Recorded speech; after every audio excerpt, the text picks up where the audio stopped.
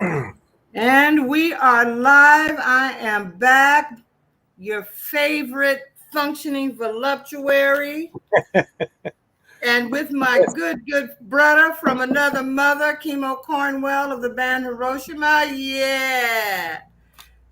We're going to begin, excuse me, by listening to the first cut on his CD, Hawaii State of Mind. This one is called Wave Rider. Enjoy the music.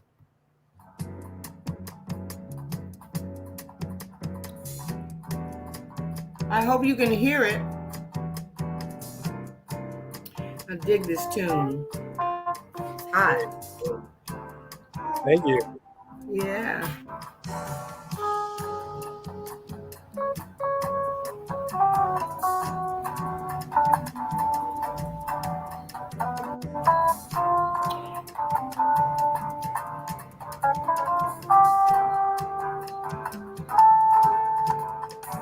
You can hear it, Electra? Great.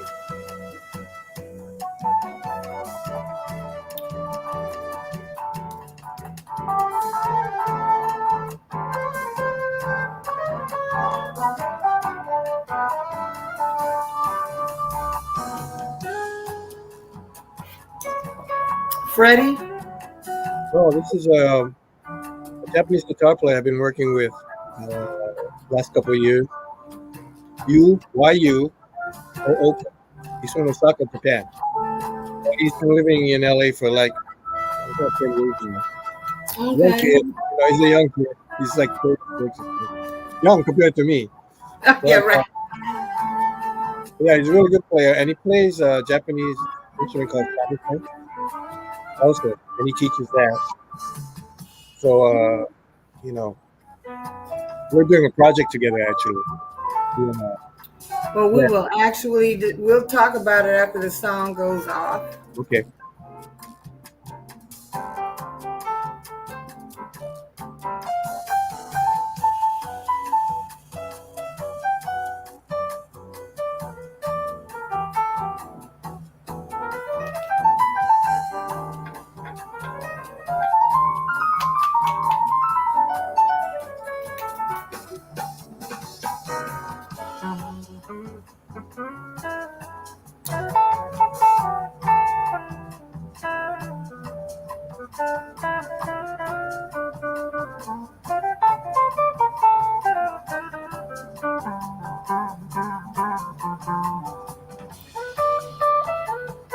That's right, Electra.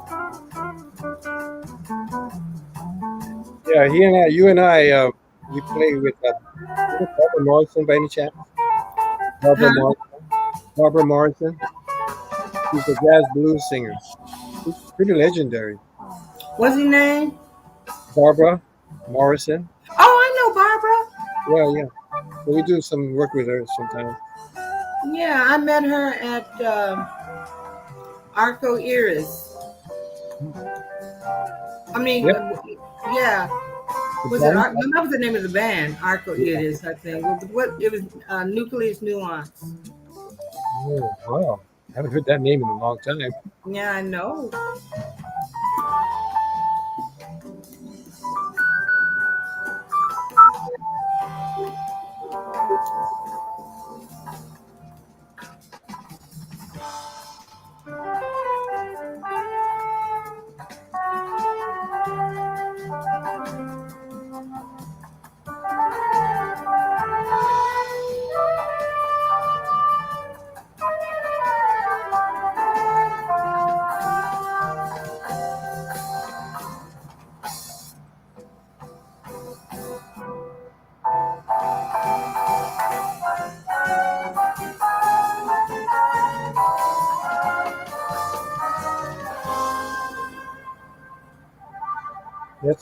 That's Dan Kuramoto from Hiroshima playing flute. Oh, that's Danny. Yeah, I had to get him on a song. Yes. Um, Yeah, he's a real good flute player. he really is.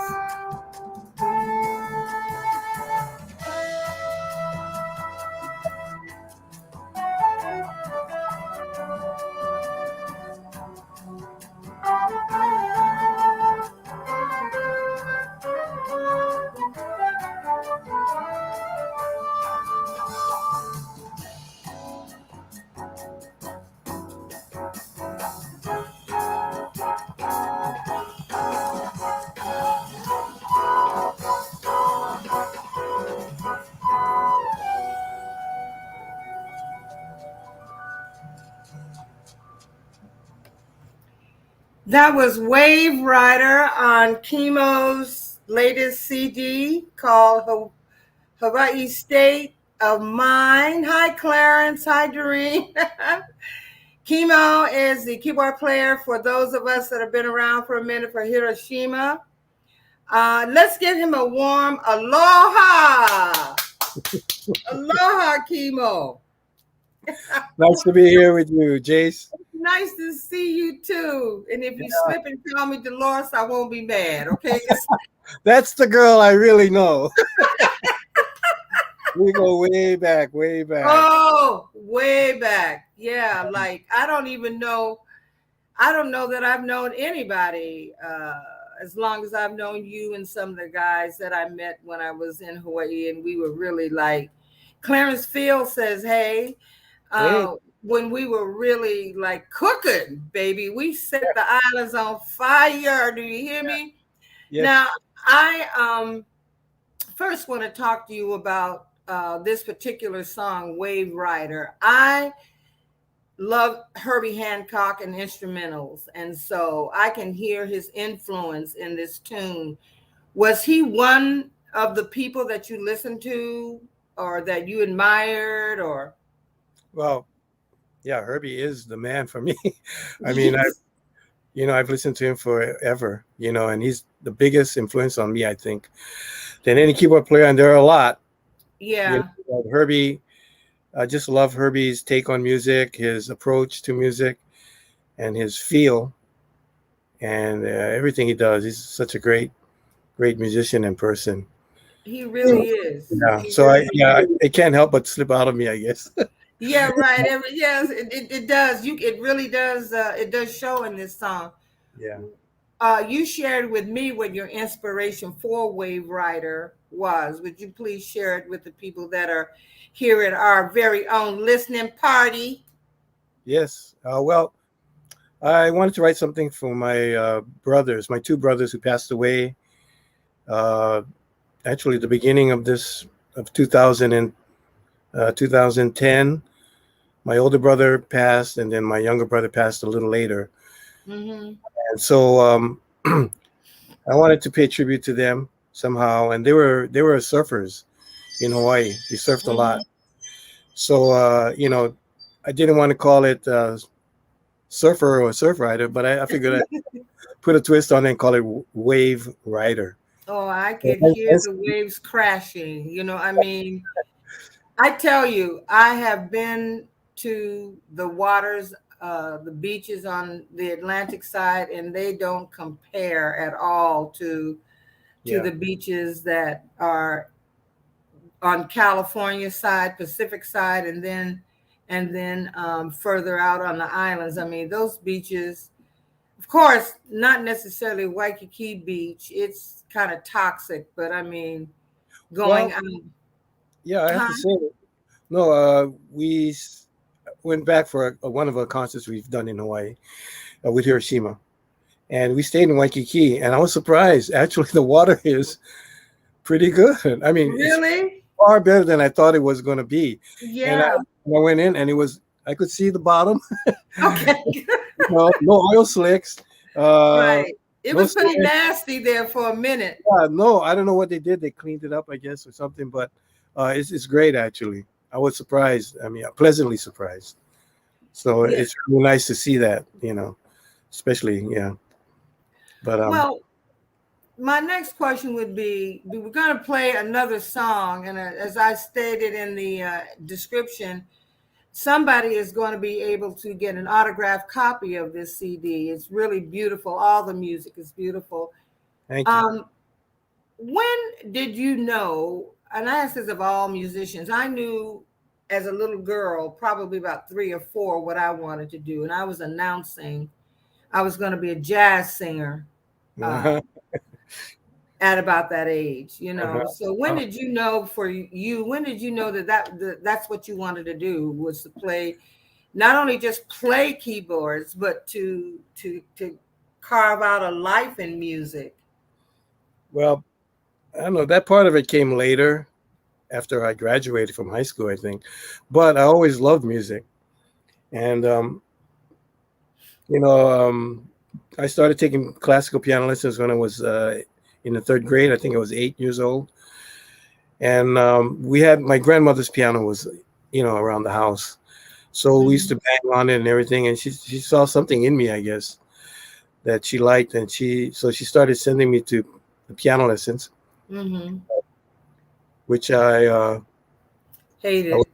yeah, I didn't want to say that word, but Yeah, I I know what it was like though, because I had to I- go to piano lessons too. It yeah. was like, oh, I'd rather be doing something else. Okay, well, yeah, so at that age, I mean, I loved music and everything, and I loved piano, but I wasn't ready for the technical side of it and the discipline that it required, right? Mhm. So, but I had a really good ear, so I would kind of learn the pieces, kind of try to remember them instead of trying to read them.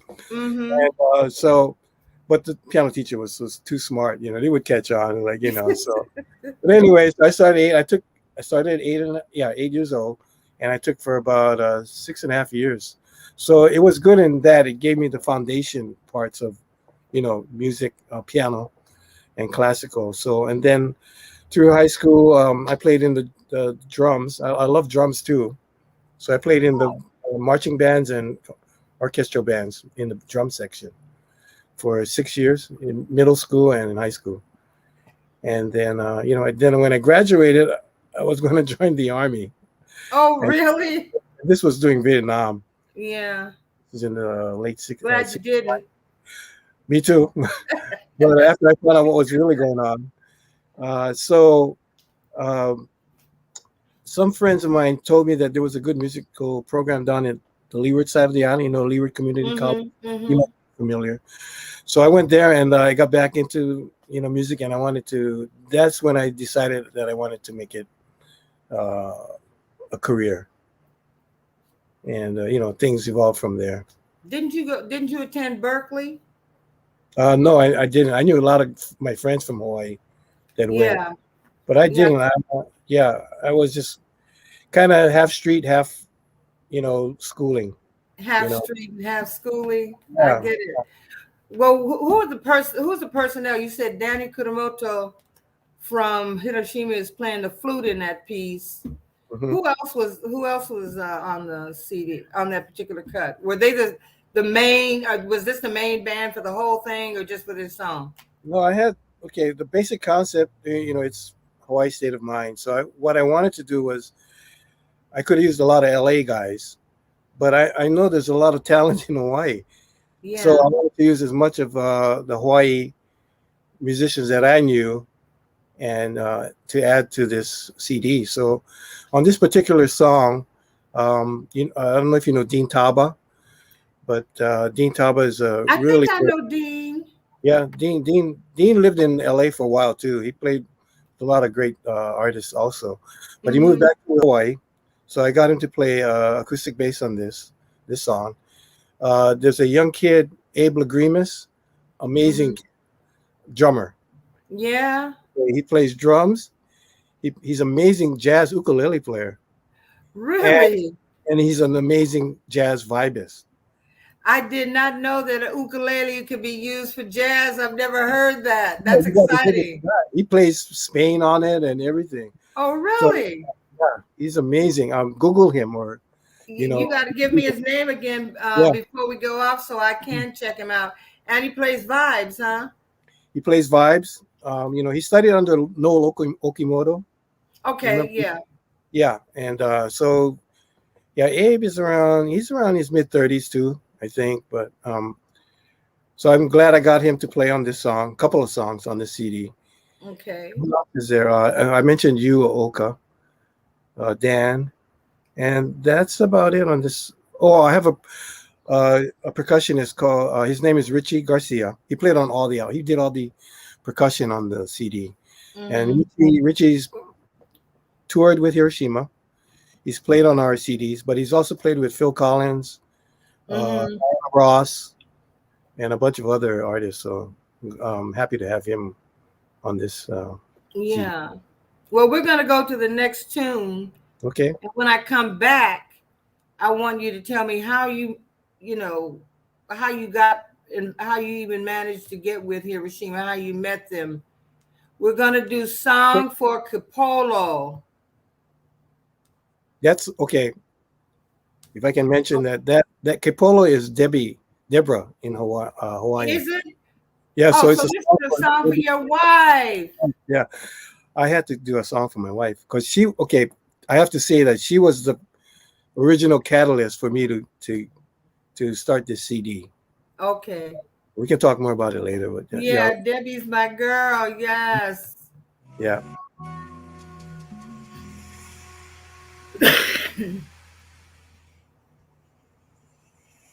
It's beautiful.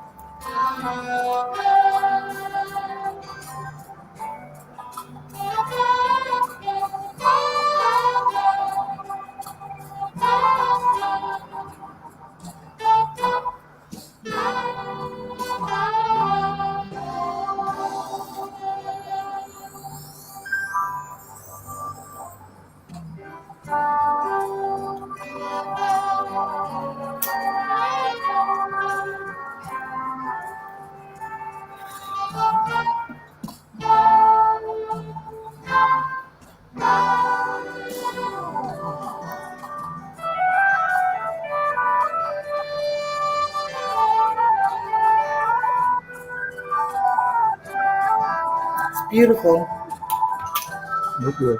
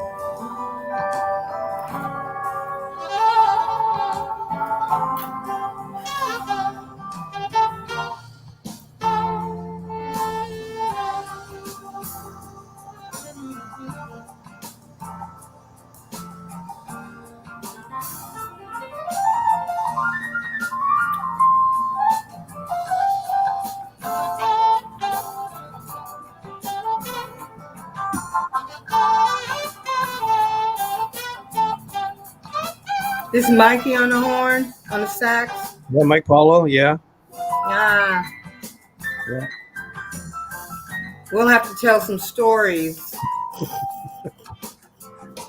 yeah. Later. It'll be story time.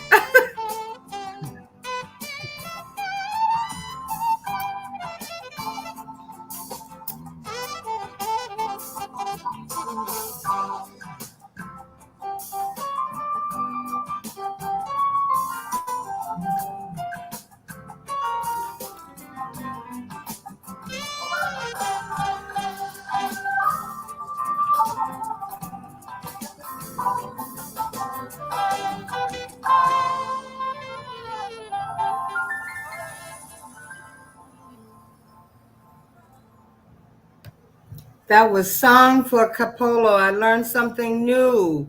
It's Yeah. Hawaiian for Debbie. Yep. And I want to say hello to the people that have come to. Hi, Doreen. Hi, Clarence. Carter Mancy Mesquite and Sharon Sykes. Sharon was the first one in. Did I say hi, Doreen? Okay. That's beautiful. I'd love for somebody to write a song about me, but it'd probably be some ratchet piece of. I don't think so. It depends on who does it, I'm sure. Yeah. We Kimo and I met when I moved from the East Coast to California, and I worked with like this rock band all up through Canada, and I just got sick of being cold. So I flew to Hawaii. I didn't know a soul there. Um, and I decided I liked being in Hawaii so much that I didn't want to leave.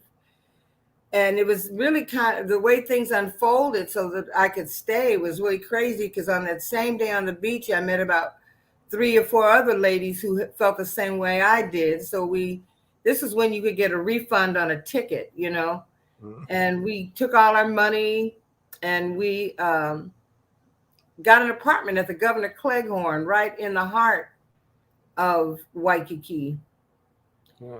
And I wanted to sing. I was just, I just knew I could do it. And one of the girls that was staying with one of my roommates, who was quite an entrepreneur, if you get my drift, met Don Ho's sound man.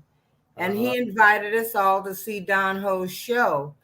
And so after that show, I had no clue that the people that were standing outside his dressing room with those bottles of champagne were there to see him. I just swooped on past them and went in to see him and told him that I dug his show and that I could sing and I wanted to be a part of it. He was sort of startled, like. I never heard this story. Cyril was like a wall. That was Don's bodyguard, I guess. You remember Cyril? He was scary. Yeah. And he said, well, he looked at me kind of, he said, well, Don Costa is going to be here tomorrow and he's working on an album of mine. Come back tomorrow and we can talk about it. Oh, wow. And so later on that night, we hung out with Terry, his sound man, and he picked up a guitar and started playing, and I started singing. Oh. So that when I went to see Don, by the time I got back to the palace, I didn't know who Don Costa was. It was only later I found out that he had been Frank Sinatra's arranger for 1,000 years. I had no clue who he was. Yeah. When I went back to the palace, everybody was saying, wow, Aretha, and I'm thinking, Aretha? Where? Give your name already. Aretha, where is she? They give you the queen's name. You might have said, y'all have anointed me with, that's some heavy shit. I don't even I only sing a few of Aretha's tunes, But he was, they introduced me to Don Costa, and he said he had a friend that was taking an act out on the road. They were going to be playing the main showrooms in Vegas and Tahoe. Don had never heard me sing. He heard them call me Aretha. He said, honey, can you sing? I said, yes. He said, you ready to work? I said, yes. So that was how I met Azure and Terry and Dick Jensen. Before I met them, Bart Basconi came and I sang for him, and he really dug it. And he asked me to sing a high E above high C. And the spirit was with me because I hit it like a crystal bell, boy. And he said, damn, Dick's gotta hear this. And they were doing really. Yeah, you got to tell the people. Bart was the musical director for Dick Jensen. For Dick Jensen, yeah. So, yeah. Who had appeared on Ed Sullivan's show back in the. Yeah, he did 2 appearances, I think, and you can find it on YouTube. Really? Yeah, because I saw it, and but I remember him being on Ed Sullivan. He was a big thing in Hawaii at the time. Besides Don Ho. and Dick was like the younger generation, as opposed to Don at that time anyway. And he Uh-huh. was doing all this stuff like James Brown, you know. Yeah, he used to come out. I had never seen Dick perform until we hit the Yeah, stage, and he slid out and yeah, started skating like James Brown, yeah, and I yeah, forgot to sing. I was like, damn, I was looking I like, damn, look at him go. He yeah, was doing the splits. I mean, he was yeah, cooking, yeah, I was like, damn. yeah, And I yeah. was out on the road with a bunch of strangers. Fortunately, though, Nevada is my home state. So my aunt was in Lake Tahoe, and I Mhm. had an opportunity, and she was a hairdresser. So I had an opportunity to go visit her, and she fixed my hair, and I came back looking like a whole nother woman, but I didn't know Azure or Terry or any of them at all. I knew no one. But that was the beginning. And from Azure, is that how I met you all? How do we all get Well, together? the first time I really remember meeting you was kind of in passing, sort of. But I was backstage with Dick, and Dick wanted me to Jensen. Yes. He wanted me to join his show, but I was with a local band at the time, and my loyalty overcame going on, Yeah. taking the show with him. But then you came backstage. I think you were singing with him already, so you Yeah. came back, and then we exchanged greetings, but that was about it, and then we went our separate ways or whatever, Yeah. and then later on, of course, we hooked up. We were working at this. Well, the band kind of morphed into a lot of different things. We were in a band with a woman named Ashley McCall, who can, she's a really great singer, and she brought me Kimo. We didn't have a drummer at the time. We had Master Henry Gibson, who was at that time Curtis Mayfield's Yep, percussionist. percussionist, and I mean he had quite a resume. And And Dave, so what? and Dave Huh? Inamine, Dave Inamine was And on bass. Dave Inamini on bass. Was that it? Was that Yeah, the whole thing? well, That actually, we started before Master Henry came into the picture. It was just right? you and Azure and Dave and I. So Yeah, and it we was something very new and very different than anybody was doing there. So we started it to get a crowd, and we played this place called Aliotos. It was, and the good thing about Hawaii is that when a band or a group had a room, you stayed there. Everybody could come and hear you play. If they wanted to come to Aliotos, they knew you were going to be in that room. Or if they wanted to go to Trappers, they knew that Jimmy Borges was in that room. So you had a place to go to work every people night. were It was really, they were really loyal. I mean, once they yeah, found somebody they really, loved, they would tell their friends, and people would, um, yeah, they would definitely come whenever they could make it. And yeah. uh, but Alioto was the son of Aliotos from San Francisco, right?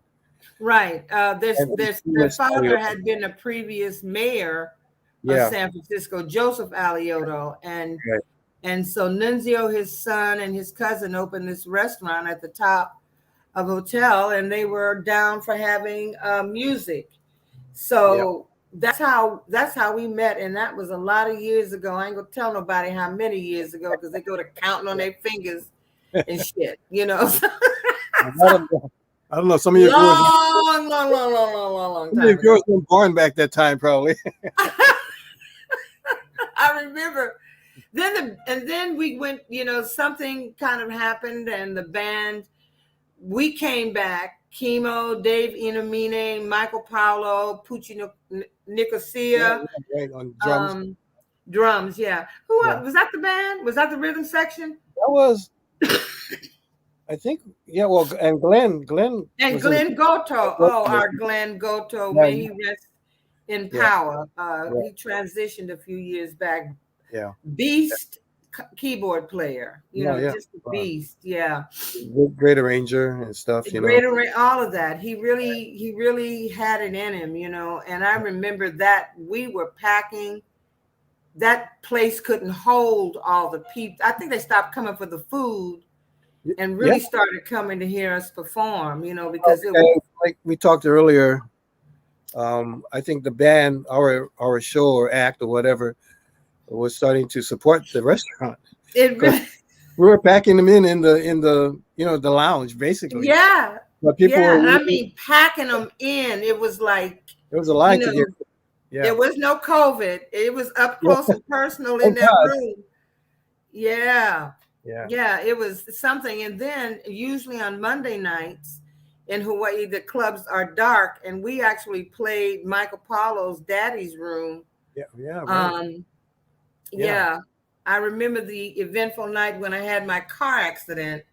Don Ho was at that show. He came to watch us, Uh-huh. and he passed by and he touched the hem of my garment.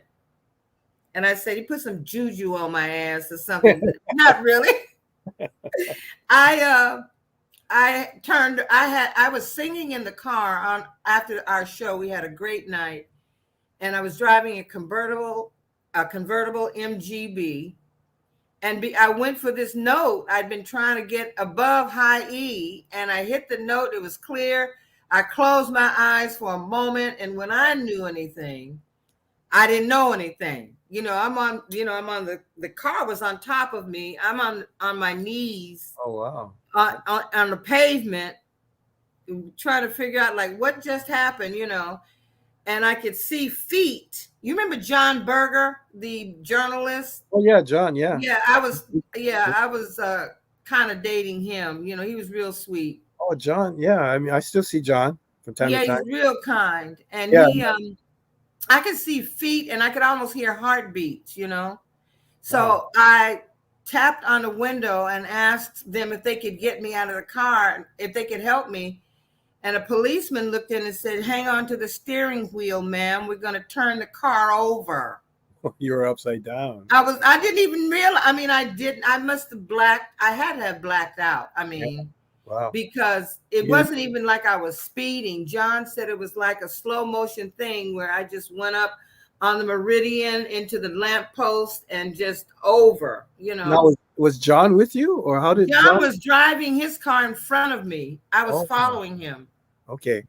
Yeah. And so when I got out, I was worried about my garment. Like I was checking, it was torn and it was custom made and beautiful. And I'm fussing and they said, "Look at her head."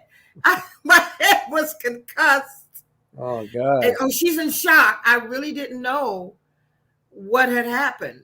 But you all had to take me up and down the stage. I got a cast on my leg. Yeah, I remember you had the cast. Yeah, I remember that. Yeah. Wow. I had my toenails I had pedicures, and I had the cast airbrushed, and my band would take good care of me. They would get me up and down the stage. Yeah, you had the prettiest cast in Hawaii. Yeah. I sure did. I sure did. Because I had to go back to work, and I was still, my forehead was still swollen. It was beginning to come down. And, when it starts to change, you get black eyes and swollen. I was a mess, but I wouldn't dare stop the music. Do you remember the night at Michael Paulo's place when we were really grooving and it was good? And I had on this kind of like turban top that tied in the front and these kind of harem pants. And I was bouncing around and the top fell down. Do you remember? Glenn got up off the keyboards. He was cracking up. He got up off the keyboards and came because all of a sudden the audience just kind of leaned in. They were really with it. Yeah, you got a lot to show on that. So, so Glenn got up off the keyboards and he was just laughing as hard as he could. He came and he stood in front of me and pulled it up for me, but he was so tickled, he just couldn't stop laughing. I think that might have been the reason that we had such a great second set. People were hoping it would happen again. Yeah, we grew our audience at that point, I think. Right, exactly. Anyway. Yeah, so back to you and your career with Hiroshima. How many years have you been with them, Kimo? Oh, let me see. I started with them as a sideman, and that was in '83, I would say. Mm-hmm. So, I was with the, So from that point, I don't know, you do the math. It's been a long time. Yes, it's been a long time. It's been at least what? That was like almost 40 years, I guess. Yeah. 38 years. Yeah, but I did well, yeah, I was a sideman. Then I did leave at one point to go with to go on the road with Al Jarreau. Yeah, I thought you played with Al. May he rest in power. I just Yeah. love me some Al Jarreau. And not only the fact that he was just a walking beat machine or something. The music was just Yeah. in him, but he was such a sweet and kind man, you know? He was. I mean, that was actually one of the highlights of my musical career to be on the road with him and sharing the stage. I mean, being his backup band, and Hmm. and Michael Paulo was in the band, of course, already. Yeah. And actually, there was there are two other guys from Hawaii who spent time in Hawaii, Jim Studer and Charles Icarus. Oh, Yeah, I don't know if you know them, but Charles was with Stanley Clarke for a little while. He's a guitar player, and oh, George Duke. I've had a crush. I've had a lifelong crush on Stanley Clarke. I've been wanting to give him some for years. You know, I just. I know. You say I know. He's well. He's No, a he's man. I mean, yeah, you know, great guy too. Great. I he mean, really is. he's a He musician. is. He's a great guy. The last time he came here to Atlanta, he called for singers to come up, but he was playing at this place called the Variety Playhouse, which is just a dive. You know, your shoes, soles of your shoes stick to the feet and Uh, shit, to the floor when uh, you walk. mm-hmm. And you know, when he saw me backstage, he said, "Girl, you're not singing anymore." I said, "Stanley, there was no way I could get my ass up on that stage. Okay, not from where I was. You know, I would have had to go behind and all. You know, Mm-hmm. yeah. But he's come here a couple of times. He's a great guy, great guy.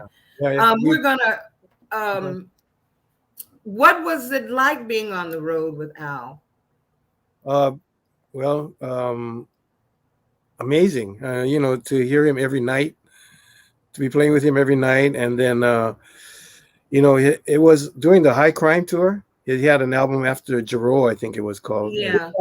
And we went out and did that tour for about almost 2 years.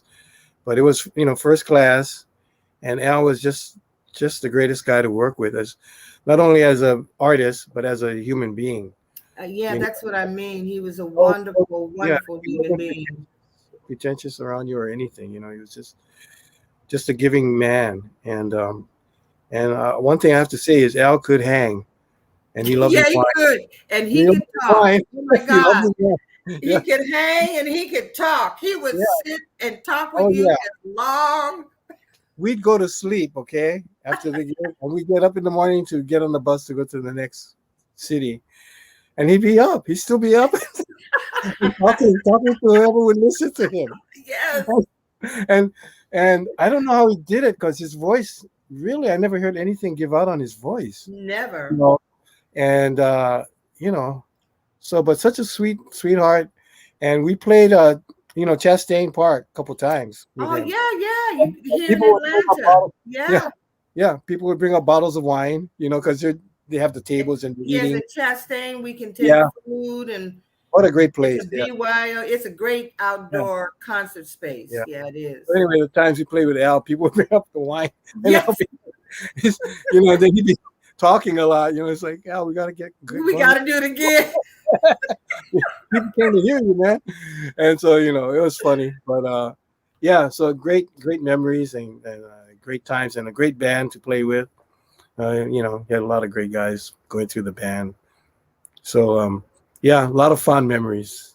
Yeah. Yeah, I mean, he is truly one of the greats. Yep. Truly Great, one of and the greats. nobody like him. Nobody is before or since. You know, because Al, I never tire of listening to him either, because it's like he just has this rhythm. He just has this thing inside of him that, that's just amazing. Al was one of the few, I'd say, jazz artists to cross over into pop. Yeah. And so that's not easy to do. And just still keep his musical creativity and everything about him, in the music. So it's amazing. So I'm just honored to have been able to work with him. Yeah, Yeah. he and George Duke went back a long way. Oh yeah, back to San Francisco. Yeah, they went back a long way as well. Both of them are gone, and both of them were Yeah. both monsters Yep. and iconic. I mean, nobody could, Dookie Stick he had his own way of doing things, Oh, yeah. No, no, great. And Yeah, he was, and also, you know, yeah. yeah. But so anyway, yeah, to get back to Hiroshima, and then I left to do some stuff. Well, I didn't leave actually. Let me backtrack. It worked out so the scheduling between Al and Hiroshima, I could do both gigs. I was like, I Good. was a blessed man back then. Yeah. Yeah, but then Al's thing came to an end, and then I got to work with Frankie Beverly and Mays. Oh, you did? I Oh, didn't know that. yeah, but Frankie toured so much that Gosh. I had to leave the band at that point because they do 20 weeks at a time, you know. Mm-hmm. So I was out like crazy. So I was playing with a good friend of yours too, Mike White. Mike White. Yeah, my bad boy. Yeah. So I did that for a couple of years, and then I got off the road with Frankie, and then I started working with Hiroshima again, and then I think it was 1989 or 90. Dan asked me again to if I wanted to join the band. So at that point, I was like, I've been playing with all these other artists and stuff. So I wanted to just settle down and be Right. become a member, and then because he was opening up writing and co-producing and arranging with the band, so Mm-hmm. I like that, So How were you introduced to Danny? How did uh, you like meet? well, there was another guy from Hawaii who was in the keyboard chair at that time, Derek Nakamoto. Do you Mm, know Derek? Do you know Derek? I think you know I Derek. do. I Yeah, do. a really great musician. So he was leaving because he was starting to get more studio work, and so he told the band about me, and they had heard me. So I really didn't have to audition. I mean, they said, "Oh Oh, yeah, good. let let's have Kimo come in." So like I said, I started as a sideman, and then later on became a principal in around 89 or 90. Well, you all have done a fabulous job of fusing Asian sounds with jazz sounds and contemporary adult sounds. I mean, and Mhm. using the koto, as you have corrected me, with Japanese instruments. I think that's just fascinating, and it really did come up. Y'all came with something that was also very different than anything anybody else was doing, at that time, and still are doing it. I mean, after all these years, you're still doing it. So let's go to another song on the CD. Now you're gonna have to tell me what Nani Waimea. Oh, okay. Nani Waimea, which means I think Nani means beautiful, and it's related to the Big Island has a place called Waimea. Right. And I think the song was originally written for that. It's an old song that a lot of local people in Hawaii know.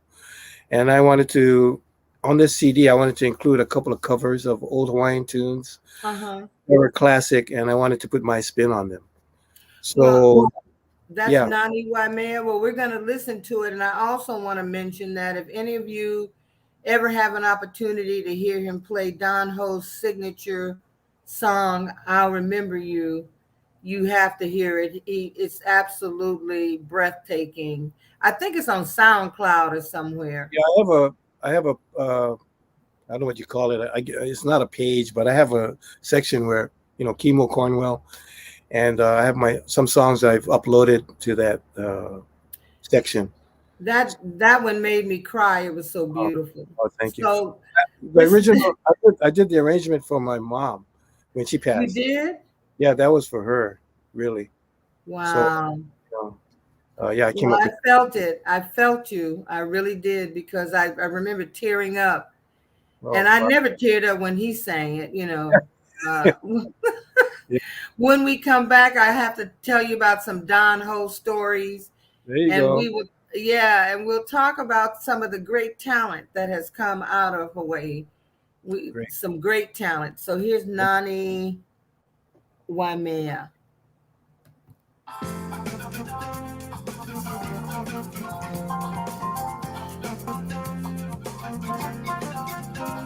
Y'all enjoying yourself? Say something out there.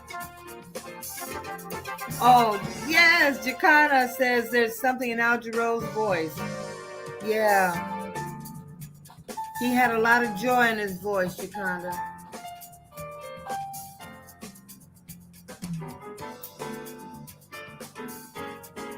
Oh, I remember this song. I remember hearing this song. Yeah, I funked it up a little. Yeah. Yeah.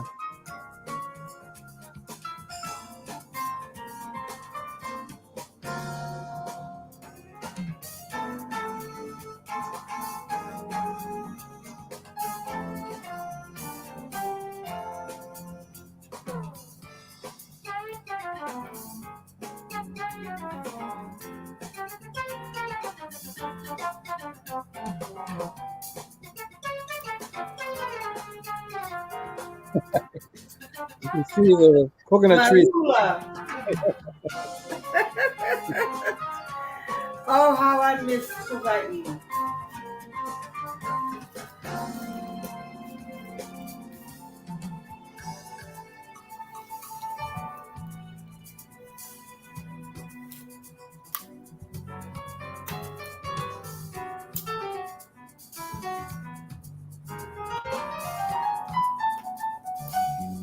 This is our very own private.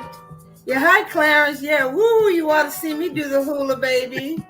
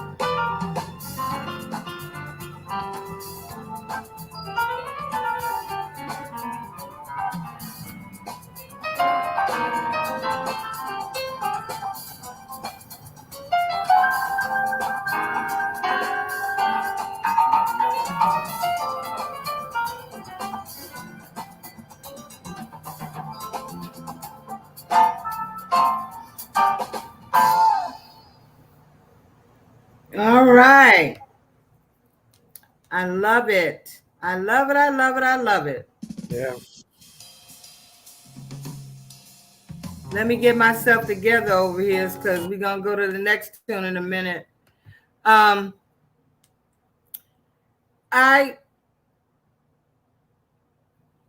want to talk about the great talent that has come out of the islands. Was it Yolanda? Was it Lady Elliman? Yvonne Elliman. Yvonne Elliman. She came Yeah. out with a disco tune. Yeah. Then we had a band that was known as Ox in Hawaii, but they became known as Sea Wind. For those of you that are hip to them, they with Pauline White and Jerry Hay and Pauline Wilson. Yeah. Wilson. Who's White? I'm thinking about Michael White for some reason. They got married. They got married or something. They got married. Yeah, right. They got married and they don't even know it. And Cecilio and Capono had some success, what would be called the mainland here. Yeah. But of course, you know, the biggest star to come out of there is Peter Hernandez, aka Bruno Mars. Yeah. Well, yeah, Pete. Yeah, Pete's son. Yeah. I remember seeing him. His family played on the bottom level, on the street level at the Palace. Oh, yeah. And I remember seeing him, and I befriended his mother, Bernadette. We became friends. Oh, really? Okay. Yeah. She was just sweet, but she was like a lot of the women that I befriended in Hawaii. They were just sweet titas, you know. They was my friends, you know, my tita. Right.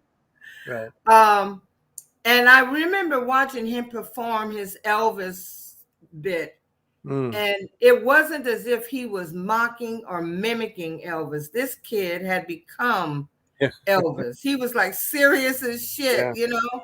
Yeah. And of course, he's seen amazing success. He's nothing but, I just think he's just a brother from Hawaii, because people want to accuse him of cultural appropriation. I said, if you ever lived in Hawaii, you would know that a lot of the music you're going to hear is going to be soul music. Yeah. It's going to be Black music, and he was reared on it. That's what he heard, and that's what he writes and sings and loves. So the old soul, you know. From the R&B days of, you know, the 60s and 70s. And no, he's an amazing talent. I mean, in his writing, his songwriting, and his voices, and he's got it all. I mean, he dances, the choreography is amazing. He's amazing. I mean, blew my mind. Because he's from the same area that my wife and I grew up in, Kalihi. Really? Yeah, and he's from the valley where Debbie's from, Kalihi Valley. So he's right on the street, you know, from where I was raised. So, no, yeah, I mean, it makes us all proud, you know. Absolutely, and I know that he's quite a hit when he does come home. You know, he goes all local boy on us, you know. Yeah. He's just amazing, and I was so happy when he wrote "Leave the Door Open" and performed it live when they were doing.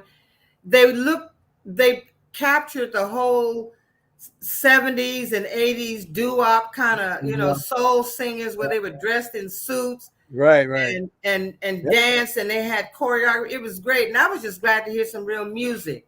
What do you think, Kimo, of what seems to have happened to music these days? I mean, it took music changed for me with the advent of hip hop.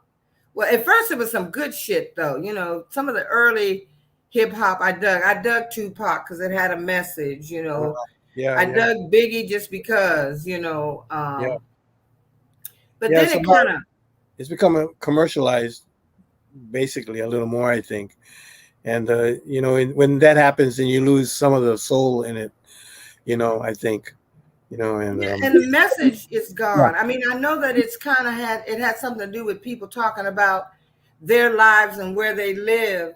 Right. But you know, as a proud Black woman, I get tired of being called a bitch and a hoe, you know, and vilified like that in the music. You know, that's not cute to me. You know? No, I mean, that's the one thing I like seeing that's changed. You know, I mean, it's not all about that now. You know, there's more social messaging in it, more commentary, and which, that was missing to me. You know, because it was reflecting a lifestyle in the early days. Yeah. But now the good thing is it crossed over a little bit into something that has more of a message of, more positive, I guess, in another way. It's Well, I not as like Kendrick Lamar. I do like his yeah, stuff. yeah, yeah. Yeah, And, I like him. But I can't say that I feel it just makes me feel kind of dated and old because I can't even listen to some of the music that I yeah, hear because it just doesn't sound like music to me. yeah. Now No, I do dig Outkast, and I've actually yeah, recorded at Stankonia. yeah. I dig Outkast. Outkast, and who was the other band that kind of in the same genre with them? I forgot. And they had that girl singing, lead singer. She wasn't with Outkast. It was another one. I can't think of the name. Not Diggable Planets or Yeah, they were cool too. they were real Really cool. cool. They were the ones that crossed over from jazz to hip hop. Yeah. At first. Diggable But Planets, Us Three. Oh yeah, man. yeah. But who was? I can't think of the girl. Fergie. The girl Fergie. Oh, Black Eyed Peas. Yeah, I like some of their stuff too. I Me mean, too. Yeah. anyway, it's just Yeah. things metamorph. Yeah, That's I'm hoping that we can kind of move back into like songs that sound like songs, though there's always an audience for it. well, I know here in Atlanta, whenever I perform, I can always pull a crowd. They're always happy to see me, yeah. and be, they're kind of some of, and I use sometimes I use like younger cats, from Georgia State University who Mm-hmm. really get it. Mm-hmm. They get the music and can really play. So yeah. Well, I want to go on to the next song. Thank y'all for staying with us for our listening party at the Yeah, end of yeah. this. At the end of this thing, somebody's gonna get a CD. Poo poo, I know is food. Poo poo, what is it? Poo Poo poo. poo, hino Okay. hino. Now I Yeah. know poo poo is food, isn't it, or eat? Well, it depends on what you're talking about, right? We're not But talking about what the is other it? kind of poo poo, but no.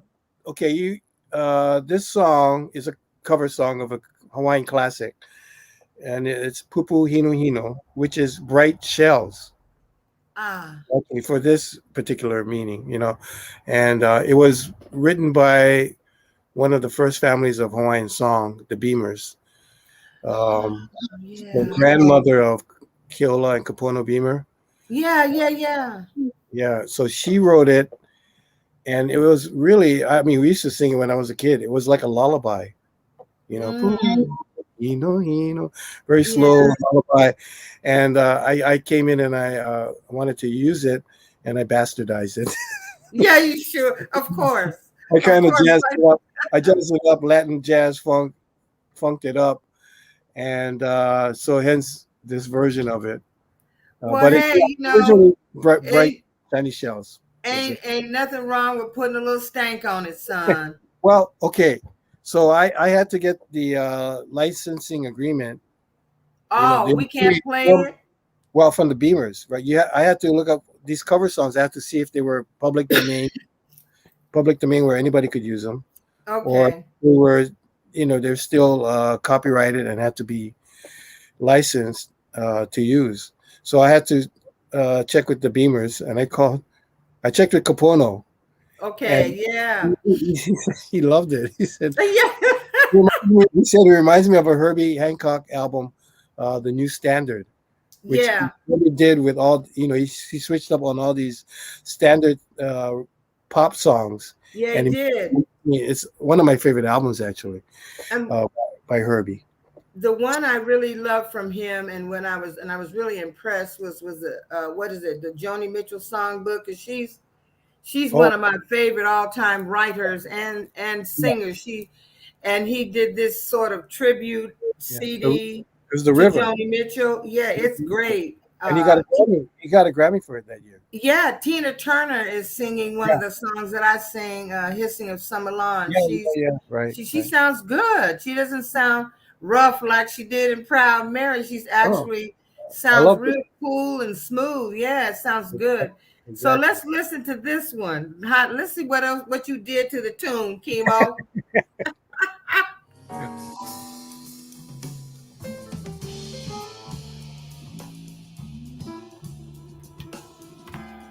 I miss you, bruh. I know. Here, same here. Same here. Y'all, Kimo knows things about me that only he and I mean, he was my confidant, bless his heart. Yeah.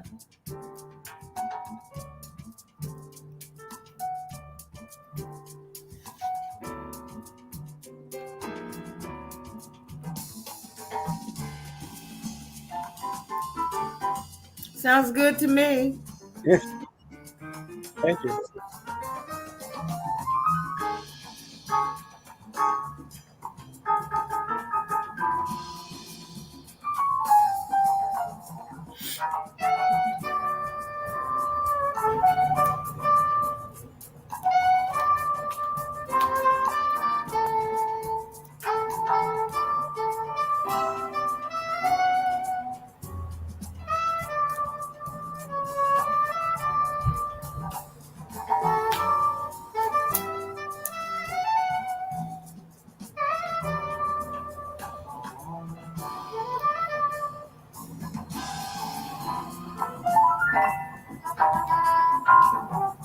I love it.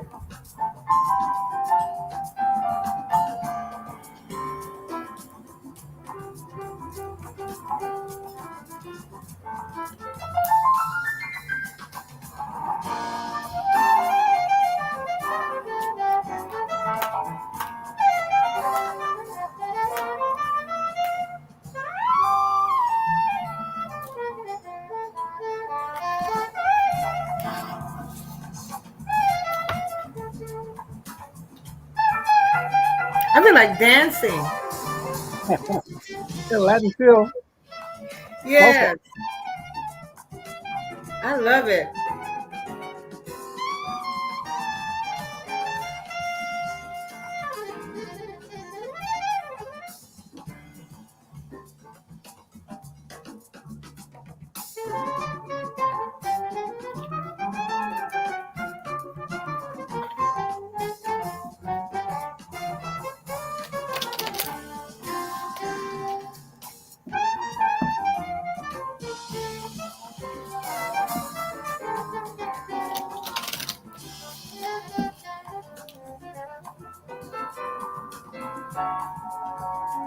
We're gonna have to get you back here to play a concert, Kimo. Yeah. Or maybe how long y'all gonna be in town when you come in February? Just for the night and then you're out? Yeah, I think we have another. I think North Carolina after that. Yeah, I think it's just a one night thing. Yeah, you can drive to North Carolina from here. Yeah. Well, yeah, it's probably what we'll do. Yeah, I'll be y'all's groupie. Come I'll ride with on. you. Maybe some more places will have opened up and we can go sit in. I'm gonna send you those Carmen Lundy tunes. I know you'll dig them. Okay, great. Yeah, that writer you're telling me about, right? Right. Yeah, she lives in LA. She's Oh, one really? of these fabulous singers who's just kind of very respected in Europe and plays all over the world. But you know how again hip hop changed a lot of things for a lot of us. You Yeah. know, I was Mhm. pissed off for a long time with him too. Mm. Jaconda says hip hop is what you get when they take everything from you. We'll find a way to make some kind of music. Schools with no band and choir. I know that's a damn shame. Hey, B Butler. Something I never thought of was that they pulled music out of many schools with budget cuts. They sure did. Took the music out, Yeah. which is why there is such a gap with new music showcasing. It really is. I mean, I've heard kids who can hardly walk. They can talk Cardi B's mess.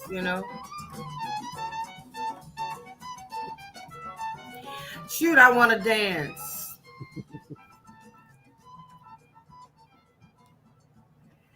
Poo poo hino hino will never be the same. I know. Not after you listen to that one. Yeah, that was far from a lullaby. Yeah, yeah. Sorry. I apologize. No, it was great. I'm enjoying it so. And most of all, we usually get a few more people in, but it wouldn't have mattered to me if I am so happy that Electra Storm and Jaconda and Carter Manson Mesquite and Sharon Sight, they always show up for me. And Clarence, they always show up, and I'm really, really tickled and just so I'm just so happy that you all are loyal like that. I've been doing my best to find my way through these YouTube streets. I was telling Kimo that I used to come on and rant, and I mean I cussed like a sailor child. I must have motherfucked Mitch McConnell and Duck LaRange and everybody. I mean, I was angry. I was angry. Well, yeah, you should see me. Debbie always has to tell me, stop talking to the TV. Right, exactly. It's like you just, I remember when we found out that he had actually won, and I was traumatized. I don't think the only thing I could get out of bed and do was take a shower. Yeah. And get back in bed. I just knew because I'd met the man, and so I knew it was going to be a clusterfuck. I just knew it. He's always been who he is. He remained true to who he is. But we don't want. Let me put some holy oil on me because I can't have him toxifying the situation here. There was a big that we were opening up for large. Remember when we opened up for Marvin Gaye and do you remember that gig? Marvin Gaye, I don't know. Yeah, you were there.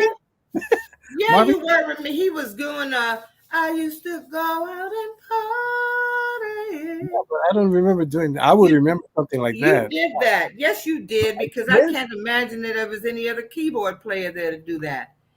It was yeah, you did. What was he doing, a concert there? He was doing a concert, yeah, and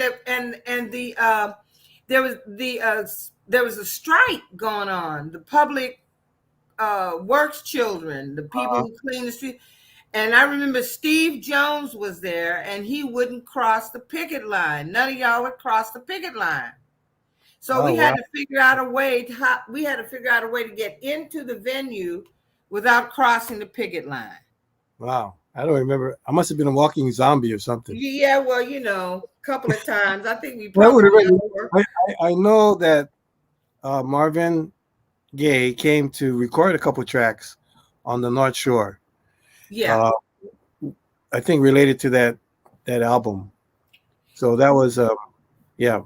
Yeah, we opened for him, and we opened for the Jacksons, and we opened for I think it was Fleetwood Mac and one of them. We did some good stuff. And the guy that the agent or the manager, or the guy that was booking those things, had come to Alioto's and brought some of his business partners. I never told y'all this because I discussed it with you. He wanted to take us out. He was so impressed. Our band was called Watercolors. And I tell you, those were grand old times and days. Yeah. I mean, it felt good though to know that people were coming to Alioto's to see us. They might, pick up a snack or get an appetizer or something, but you were absolutely right. People would come to the restaurant and then they would leave and come over to where we were. And they were backed up all by the elevator and down the hall. I mean, they couldn't get down. Yeah, it was to get up there, you had to take an elevator, and people were on the bottom floor. We were on the very top. Yeah. It was like a penthouse, thing. But they were lined up down there. Yeah. Yes. Okay. Yes. I mean, we never knew it was going to blow up like that. No, what we were doing with you and Azure, and in the first place, the beginning, was was a novel kind of thing. Nobody ever heard two singers like you guys singing together, and but in an intimate atmosphere with just that instrumentation, piano and bass. Mhm. And then later on, Master Henry Gibson came in, which Yeah. accentuated everything else. But yeah, Yeah, I he mean, was he was a sweet guy, Master Henry. May yeah, he rest in power. And I love the guy, but he was one guy you could sit down and he would talk, and then you would and walk away. What did he say? yeah, exactly. He would just ramble on. He did. He would go on and on and on and on, and you didn't understand a damn thing he was saying, but he was talking. You walk away and like, okay. But what amazing bongo player. Oh, he was Bongo. amazing. He took those bongo solos and like, wow, Yeah, he burned. He burn. was wonderful. Yeah. And then I found out later he played with Curtis Mayfield and a bunch of Oh, really famous people. Yeah, he was the first. Superfly. He did Superfly and all those big CDs with Mhm. Curtis Mayfield and Oh gosh, those songs actually still swing. I might what? have to, when I get off here, I might have to go and play Superfly. Yeah. I might have to Oh have to yeah. play Freddie's Dead. Yeah. Yeah. Yeah. Well, I know he's all over that. Yeah. Oh man, he was amazing. But those were, I grew up listening in my household. I listened to that kind of music. My parents played that kind of music, and my real love was Sarah Vaughan. I just loved Sarah Vaughan, and actually, John Berger was responsible for me being able to go and open for her when she played for the Hawaii Jazz Society on the Big Island. Oh wow, what an honor. Yeah, he did. And I think I might have still been on the cast. I might still have the cast on. Yeah, it Mm. was he was real. He was just a he got me on the cover of one of the magazines. I didn't even know it. He would do things and I wouldn't even know that I was on the cover of like Wow. Jazz Times or something. He would just do things like Yeah, that. John had a lot of ways about getting things out there for you. Yeah, he did. He was real sweet Yeah. to me. He But really. he's still doing. He's the. I think he was. There was another guy, Rain Harada, who was the main, Mhm. social guy on. Would let everybody know in the newspaper what was going on in town.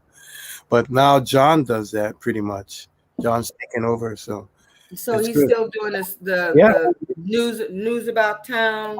yeah, I miss the islands, and I'm really, really thinking that I want to like retire there or something. Just not a bad place. it's not a bad place to do it. I mean, right now the governor said, "Don't bring y'all's asses over here just now, Yeah. y'all. We try to get some stuff worked out." Yeah. Hopefully by that time it will be. Yeah, right. Yet another couple of years, maybe. Eloise Laws is trying to lure me back to LA. She texted me the other night and said, maybe you ought to think about coming back to LA. But Uh, she's got an ulterior motive. yeah, Okay. I know. We talked about that. Yeah. I don't know. We don't know. I Yeah, don't know. maybe you don't want to know, maybe. I don't know. Oh, you're welcome, Shanita. Thank you so much. I'm glad you're enjoying it. We're going to go to the next song. And as I said, somebody is going to get an autographed copy of this great CD. You can't have my copy. You cannot have these and he is playing some traditional Hawaiian songs. I used to I love to see the Ali'is. I love to hear the beautiful tenor singing from some of the Hawaiian singers there. Hmm. Yeah. The tenor, the men singing with those silky, Yeah. clean That tenor that's voices. yeah. Woo! That's a lost art. I don't know if anybody does that. From that era anymore. I mean, Alfred Apaka, Uh-huh. and there was another one I forgot. Ed Kinney, I think. These people are, they're not around too. On top of that, but Yeah. yeah, it's a lost art. Sadly. I mean, shit, when I was with Dick was a soul singer. He actually Yeah. started out with the Philadelphia sound. So his history dates back. He could sing his ass off now. I Yeah. gotta say, when he would play his guitar and sing "Sitting on the Dock of the Bay," I'm getting chills. Yeah. He could sing his ass off, and I still am amazed at how he would. I would see him backstage, and I would see how they laid the floor out. Okay, because we first worked in Tahoe.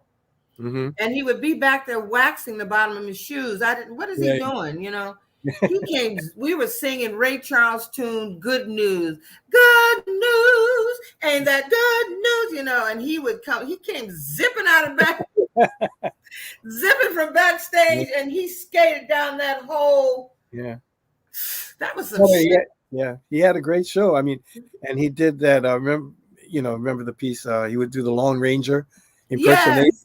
He did great nations also, or storytelling anyway. He did great storytelling. And his show was great because he had the dancers, Vahinis, Yorana. They come shaking those hips and making those moves. Oh my gosh, it was exciting. It was just an exciting review. Yeah, it's a lost thing in Hawaii. I mean, it was all, it's like Vegas in Hawaii, basically. All the shows. It really was. And they were part, what they would do is when visitors came, of course, they would take them to see Dick's show, and they would take him to see Don's show. Those were like two of the main shows that they hit. Nephi Hanneman. Hanneman. Wow, Iva Kinimaka. Yeah. And I didn't even know that I was a local celebrity until I was down at Nick's Fish Market getting drunk with Nick. Yeah. Drinking. And he says something about celebrating, and what the Greeks do, I guess, is they stomp glasses or something like that. Right. Yeah, instead we threw them at the fireplace, and when I knew anything, somebody said, local, I was a local celebrity, and I'm thinking, I didn't know I was a local celebrity. I'm drinking with Nick. It's his joint. It's his joint, yeah. Yeah, it's his joint. So let's go on to the next tune, which will be, I gotta pull it, is let me see. I gotta get my technical shit down because I ain't real good at this. She wore Haku Lei. Yes. My favorite lei. What was the inspiration behind this one? Well, this was a tribute to my mom. I wrote this song for her, and it has the actual song has a prelude to it, but it's she wore a Haku Lei prelude and then the song. But I wanted to write a piece for my mom, and my mom was she was a very vibrant person, very vibrant personality. She worked as a roommate for Hawaiian Village forever, and she was there when it was Kaiser. Kaiser. Oh, yeah. So, and then she saw all the transformation through the years, and she passed in 2013 at the age of 98. Also, longevity runs in your family. Well, yeah, I get. Hopefully, I lost my two brothers, but I know. Well, you still here, Kimo, and I don't even want to talk about anything like that because that'll make me very sad. I'd lose it, When we come back from this song, I'm going to tell you a story. Hi, J-Lo. Hi, Desiree. And I'm going to really figure out how to make a Carter Mancy Mesquite sharing site. And Desiree, I'm going to figure out how to make y'all moderators because we're going to have some hot topics and hot panel discussions coming up. But tonight is just a night for a listening party. I'm connecting with one of the finest keyboard players on the planet and just a brother. I mean, he is, I don't know how many of you sing, but it's really wonderful when you can find musicians who actually listen to a singer.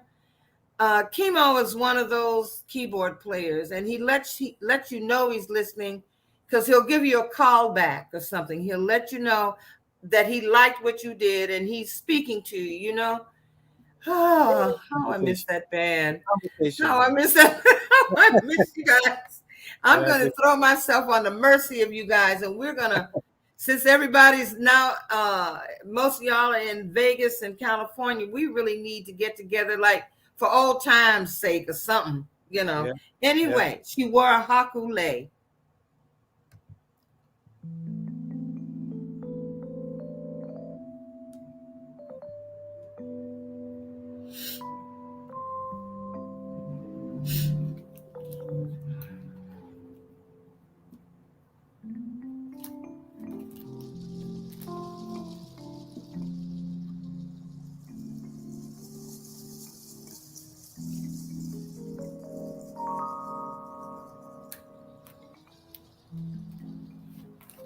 For those of you that don't know what a hakule is, it's the flower lei they wear around their heads. Not that plastic crap either. Real flowers.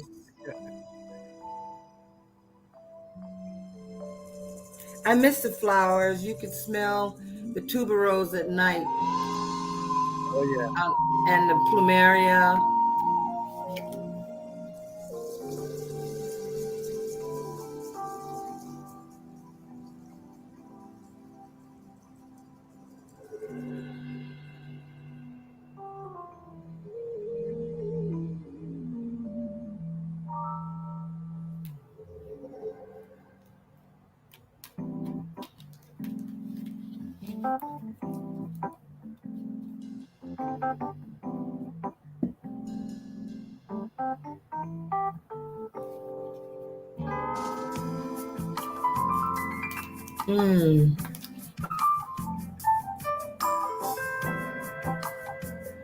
Oh, I love the slide. That's actually Freddie. Huh? That's Freddie? They're playing guitar and with a slide, I think. Slide, okay. Oh, Shanita says, yes, this is standing in a rainstorm in Hawaii. Oh, yeah. When I move there, you're all invited to come visit me.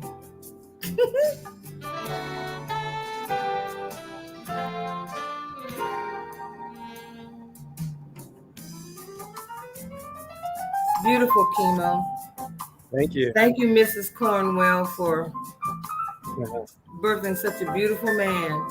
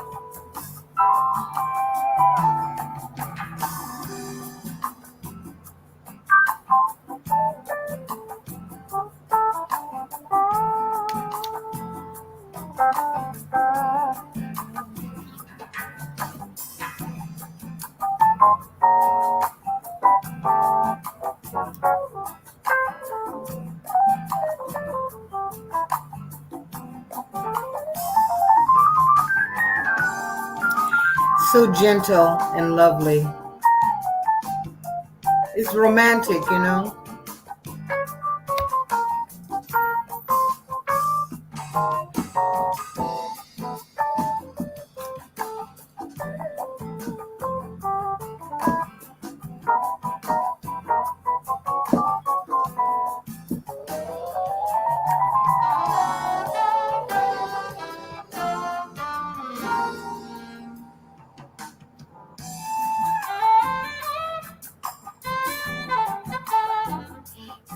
You did this song in Hiroshima show. You Huh? did this song in the Hiroshima show. This song, Oh, you play this at the. All yeah. righty. So we rearranged it to have the jungle, the koto. So the koto is in there too. Yeah, I remember when you, Dean Cortez, and who came and played with me. Yeah. Who else was who was else on that gig? I forget who the drummer was. Was it Mike? No, I don't think Michael so. White? I don't think it was Michael White. Who- Anyway, they were my rhythm section, y'all. Dean Cortez, Kimo Cornwell. Cortez is the bass player in Hiroshima. Yeah, Dean. Yeah, he was at the. He played with Boss Gags in the early years. Yeah. Yeah. You know, it's funny. I was listening to Bob Skaggs. I was listening to um what is it? Hey, run around, run with the crowd. With Uh-huh. your fitness in the street. Oh, yeah. That's That's a low down, swing right? ass tune. Yeah.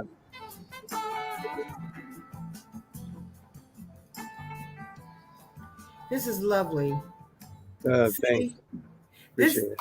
yes, this is lovely. Lovely, lovely, lovely. So Chemo, where can they find the music if they want to purchase the CDs and Well, it's pretty much everywhere. I went through a company called CD Baby, and they did everything for me.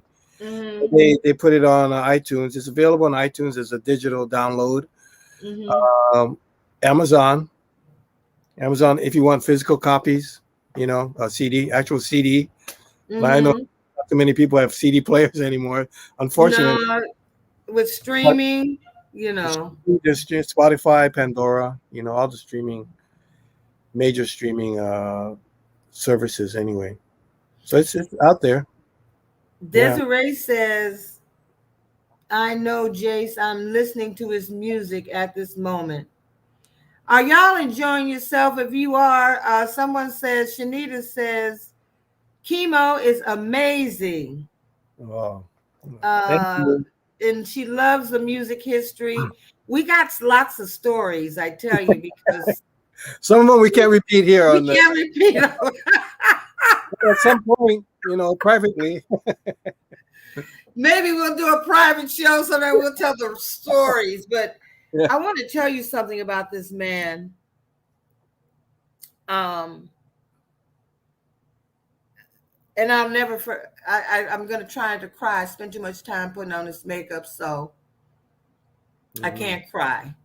Don't make me cry.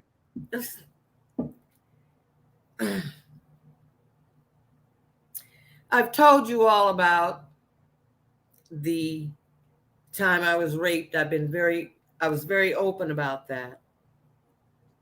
But what I didn't tell you is that I became pregnant after that. Now, some people will say, well, didn't you know? I guess I was so traumatized by that, I blocked it out. And I was having periods, but they were very, very light. And around about the third month, when they were really, really light, it wasn't happening. My urine smell changed. Things changed. I was plumping up.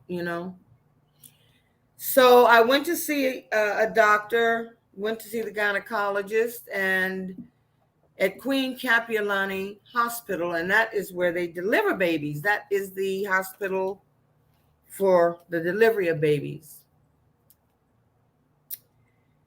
And so the doctor comes in and he says, "Congratulations, Miss Harnad, you're 3 months pregnant." And I remember being shocked and breaking down and crying because the thought of having a baby with someone that I didn't know, someone that was there to harm or hurt me, I just couldn't do it. Chemo knew about it.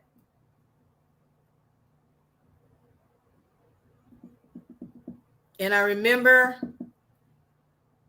he never said a word. He never said a word about it. he was kind of my rock. He kind of held my hand through it. And because I was 3 months pregnant, they had to perform what is called a prostaglandin, which means you have the baby. You know, it comes out in the embryonic sac, but you have to have the baby. And I will never forget his kindness.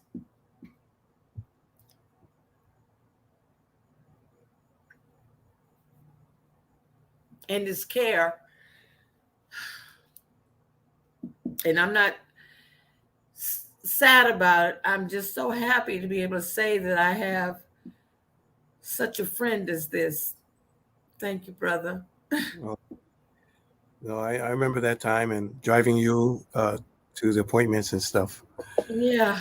at the time. So And it's yeah. like when we first went to the hospital, you looked at me and you said, you just looked at me and you didn't even, I don't even think you said anything. It was like you knew where I was going. Yeah. Yeah, it was a pretty, Yeah, those were heavy times. And yeah, it was. And I was real intense at that time, I tell you. yeah, but yeah, you needed someone. You needed some help, and so I was And you glad were to be there. there. Glad to be Yeah. there, to lend a hand. You know.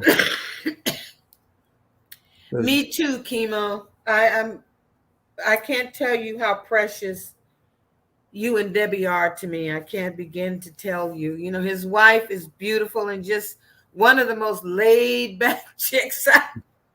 She's just so calm. You know, I don't think I've ever seen Debbie like upset or anything. I'm sure she can get upset, but she's just so Puerto laid Rican. back.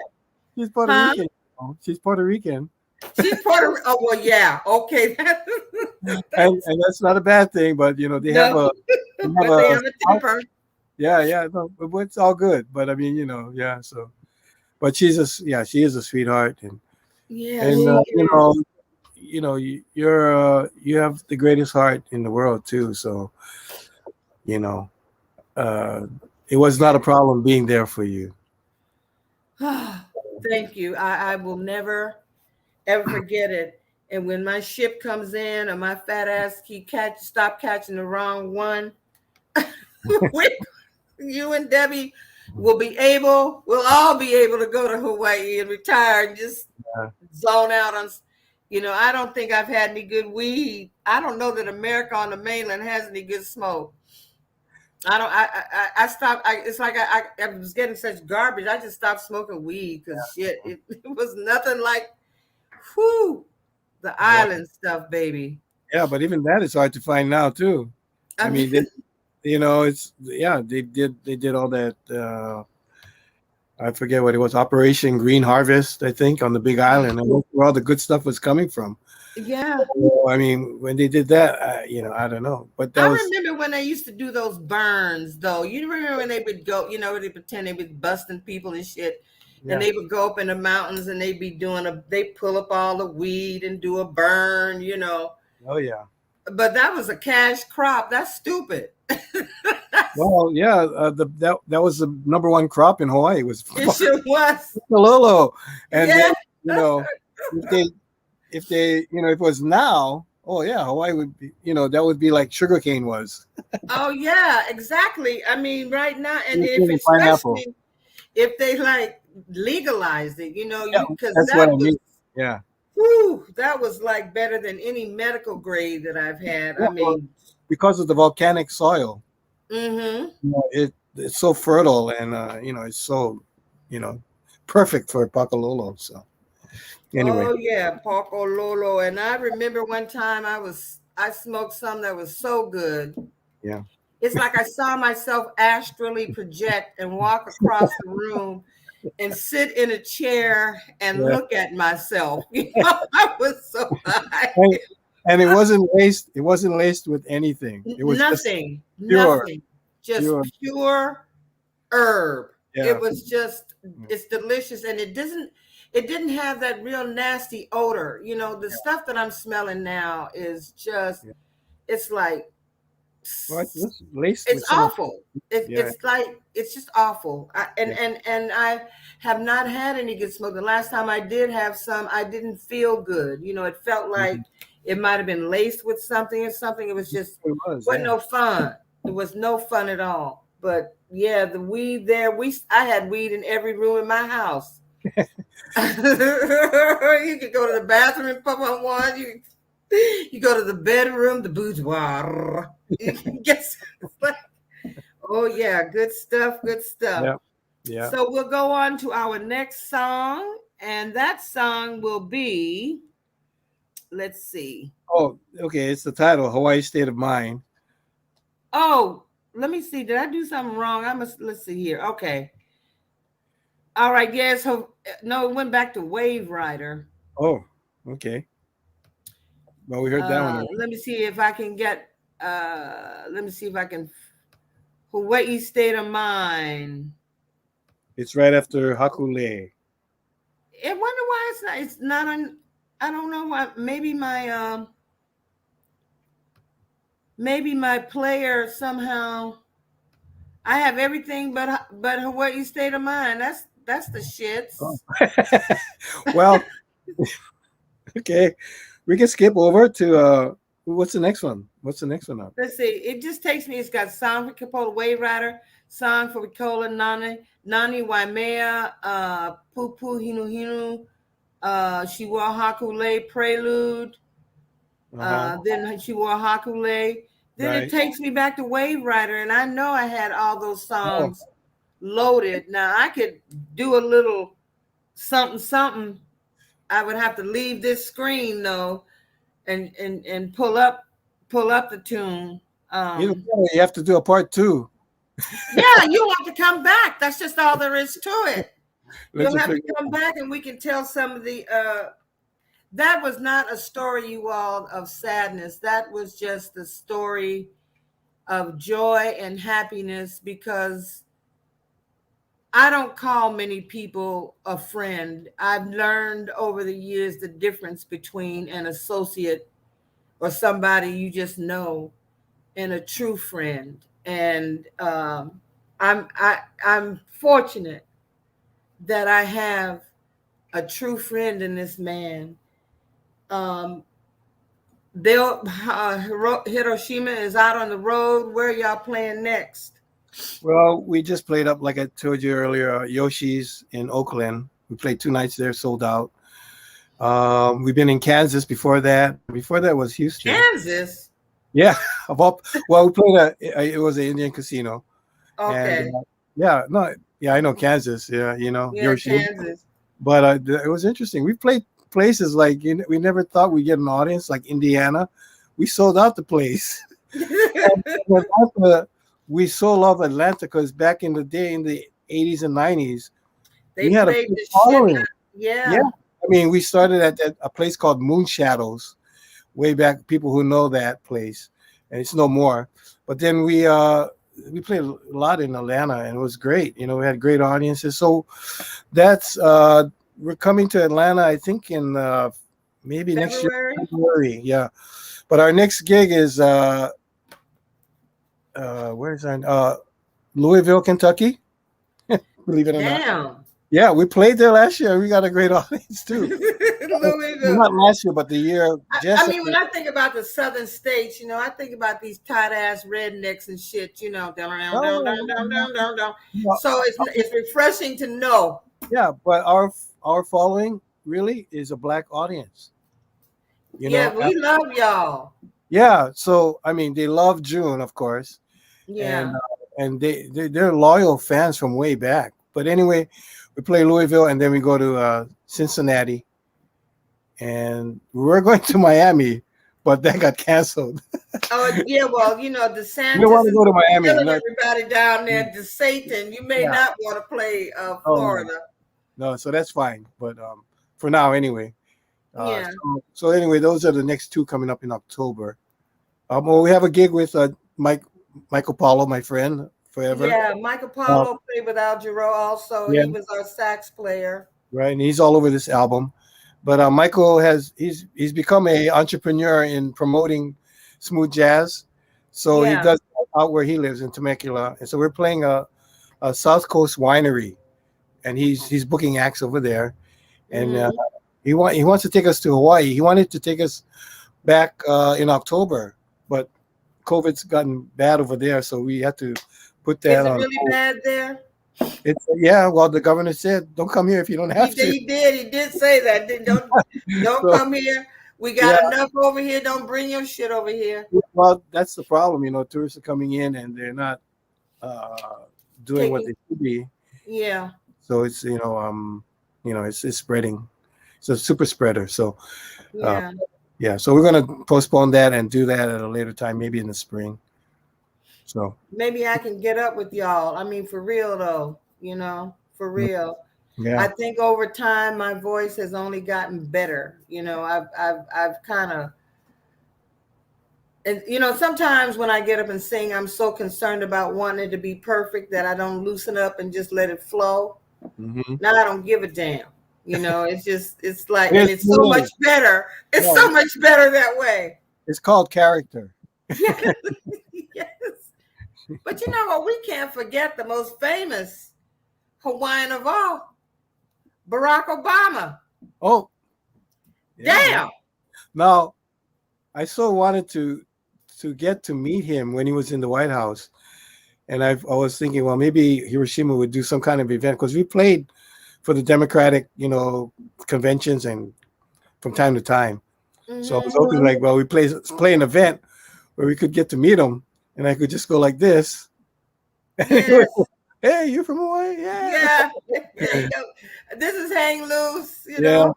That's where it originated. You see people doing it on the mainland, but it came Yeah, from yeah, but they don't know what it means, yeah. child. It They means don't hang know. loose. They makes their hand look cool in a photo. Yeah, yeah. Everything's okay. You Yeah, know. everything's okay. Yeah. I often have my friends laughing when I talk about Polynesian paralysis versus CP time. Yeah, yeah, Because yeah. I think the the African influence is everywhere, but there's a thing about Hawaii where nobody's in a rush. Okay, it's like Oh yeah. Well, yeah. Hawaiian time. You got Jamaica time. yeah, exactly. You call that island time, which makes sense. People. And I would be all jacked up sometimes when we were supposed to be rehearsing and doing, and Kimo would just put his hand on my calm down, it's to be cool. Yeah. Nobody's in a rush. And it's the sad thing is that so many tourists go there and they're so busy cramming in so much to see that they Yeah. really don't, I don't think they really get a chance to like settle down and really dig the islands and the vibe. Yeah.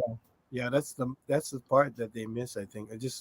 They take in the scenery, but they don't Yeah. know anything about the history of Hawaii. Or, I mean, some of them do, but some of them just come in to just get away. It's their thing. But they have to remember that you're coming into an island area where there's a lot of history in it.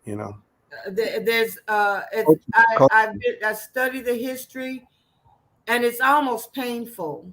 Yeah. Uh, it's almost painful that the good white Christians came in and want to civilize the heathens, and everywhere they go, they were spreading viral diseases that damn near wiped out the population, Yeah. The and Hawaiian part. yeah, we don't have those antibodies.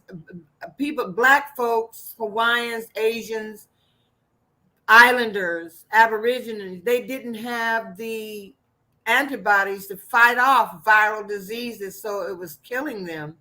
And Yeah. isn't that how the men got placed on Ni'ihau to kind of preserve the seed? Well, Isn't I don't know if you're talking about leprosy. I mean, No, Ni'ihau, I read that Ni'ihau is an island because so many men and were dying from the oh, viral diseases that they put all the men on an island called Ni'ihau. Now Molokai is where they had the lepers. yeah. Uh, But Ni'ihau. yeah, I don't know. I don't know about that history part of it, but I know it's a private island. Somebody bought the island. Oh And, yeah, yeah, for years, years. I mean, it goes back to a family. yeah, right. You have to be I think you have to be Hawaiian to be living on that. You know, it's Yeah. you don't just go to the island. No, you Yeah, can't just visit there. yeah. No. I mean, at So one point you needed to get permission from the governor to even go there. I mean, if you were not Hawaiian, you right, know. exactly. So you know, but there's history. I mean, like you were talking about it, like Hawaii has a history, just like when the Europeans came to the United States and messed with the Native Americans. Native, yeah, Well, it's the Native same American. deal, same deal. Unfortunately, Yeah, unfortunately, and bringing their form of Christianity, you know, it's that imposing their religious views on a culture that was already established. established a Hawaiian culture. language, Yeah, all of that. yeah. So they came in, and you know, so and that's what it eventually led to the overthrow of the monarchy. They Yeah, putting the queen in in prison, and it did basically United States came in and overthrew the government. Just took over. yeah, just took There was over. nothing legally signed or anything. That's why there's a lot of Hawaiians wanting to claim sovereignty for the island, you know. But at this point, Yeah, it's been so many years, and it's Western influence is so indoctrinated into the islands. You know, that would be a hard thing to go back. But I don't know. But they've talked about reparations. President Clinton uh, recognized, and apologized for what happened. That was and one of the and it should, because it's a beautiful culture. yeah. It's beautiful. And I was really tickled when when you go to a luau there, the mamas sit and watch and make sure everybody eats. You got to eat. There's a You lot of don't. food. I There's a mean, lot of food, and you don't go and just sit and say, "Oh, I'm not hungry." No, your ass has got to get a plate. And I remember one of the first ones, because to celebrate the birthdays, right? yeah, When the baby yeah, is 1 year old or something, they have a big yeah. three party. days. And I went to the first It one. goes for 3 years? 3 days. Is it three? I thought it was three.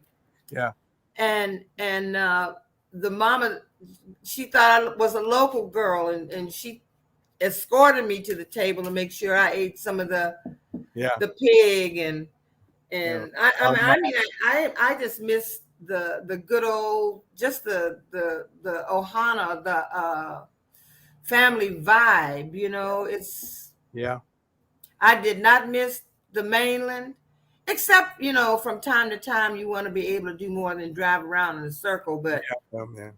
I don't know, I didn't miss no snow. I was right at Mhm. home there. I felt right at home there. It was Yeah. and I love to see the thick Hawaiian sisters do the hula. Hmm. Gosh, they made Well, me. yeah. Yeah. You have to. The Big Island has a yearly annual thing called the what's the name? Marnak. Um, they have a hula competition. Uh-huh. The Big Island in Hilo, and Yeah. I think it's called the Royal Marnak or something. But it's great. I mean, and they go back not to the hula that was in the 40s and 30s. It's kind of a mix of uh, a touristy kind of hula. They go back to the chanting and Hmm. way back to what the Hawaiians really did. And As the far as men, all those warriors, the oh yeah, men, when they do their yeah, dances. right, exactly. Well, you know what I'm talking about. Yeah. Yes. Uh, anyway, Fine men, y'all. Yes, barely clothed. It's lovely. You wonder, what's he got on underneath that? Yes, yes. Well, when you come to Atlanta, mm-hmm. you had better give me advance notice, Oh yeah, you because I'm will. going to be there. I'm Yeah, going to be there. I'll let you know.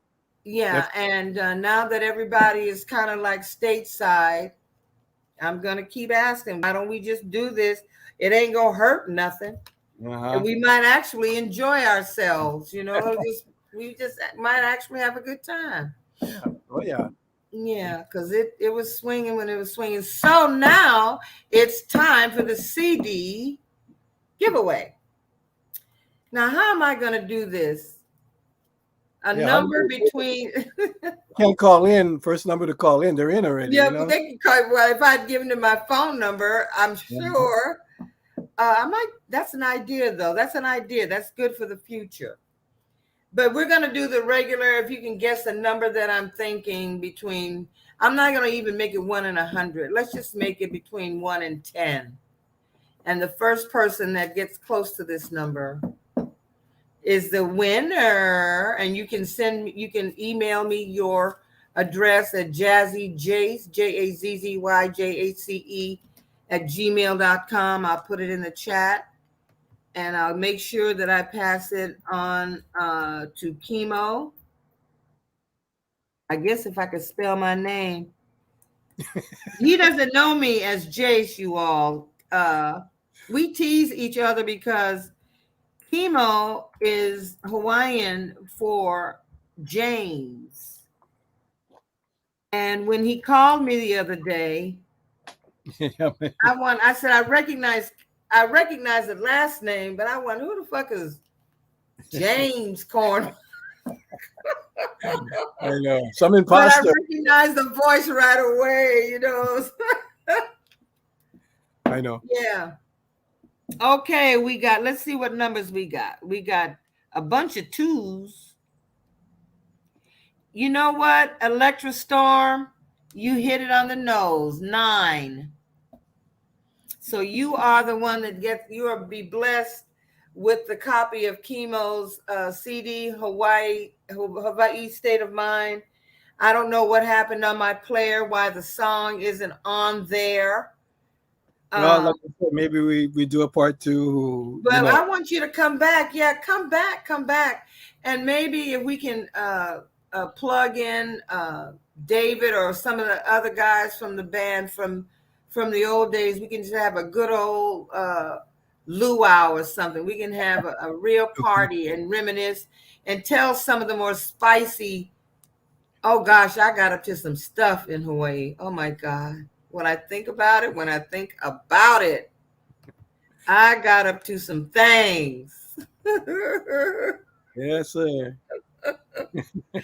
Oh. Well, you better think about it before you commit. Yeah, I better before I start pouring my dirt, huh? Yeah. All right. Yeah. So, okay. So I have to get your address. Yes. And I will after certainly give it. Yeah, after we go, I will give you the address. And Electra, I'll pass on. I'll make sure that you get the CD, and you're really gonna enjoy it.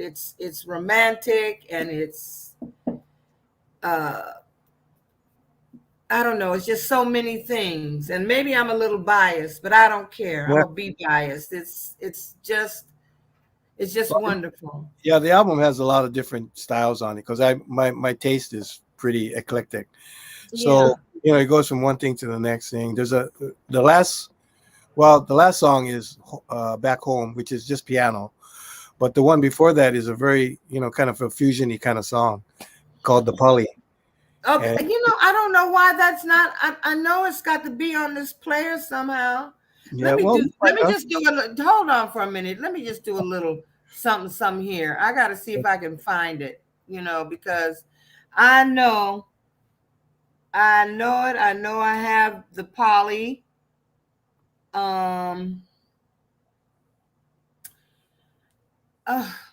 This is embarrassing, y'all. Well, we got halfway. Yeah, right? Halfway. It's not good enough. Fine, they got a taste of it, so we don't want to, put them through anymore. But yeah, I mean, congratulations on the Electra. Is it Electra? Yeah, Electra Storm. Yeah, isn't that a cool name? That sounds like an Avenger to me. I don't know. Superhero. Sounds badass, doesn't it? Yeah. I don't know why it didn't pick up.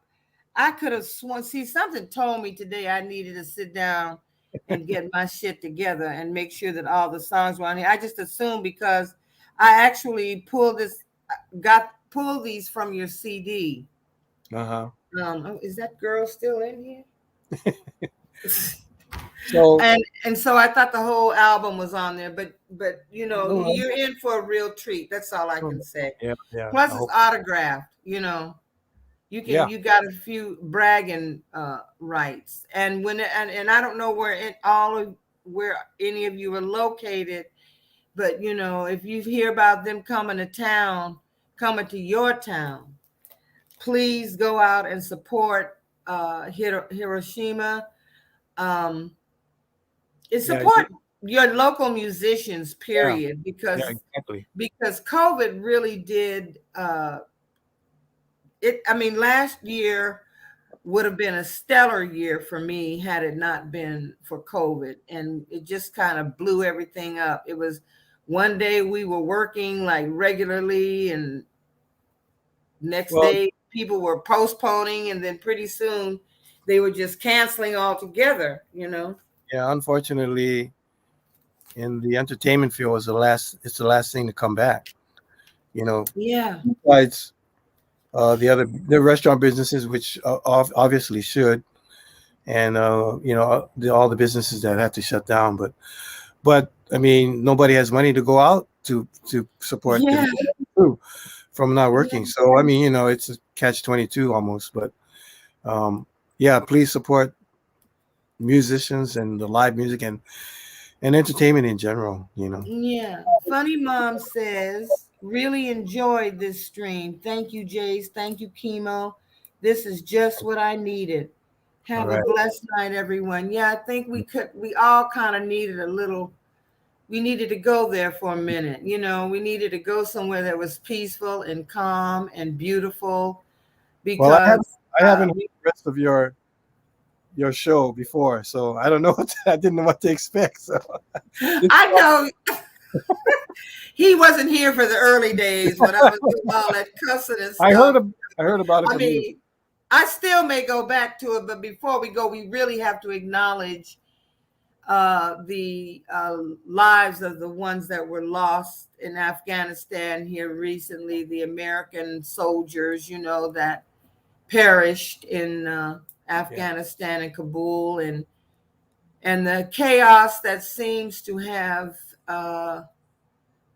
it's just taken over the world. It just taken over the world. So I know thoughts and prayers may not mean much to the grieving families, but please know that we appreciate the bravery and the courage that your sons demonstrated, and we appreciate them.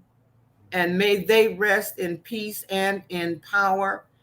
And we ask that the Holy Spirit, that God will give you some comfort and some strength during this difficult time.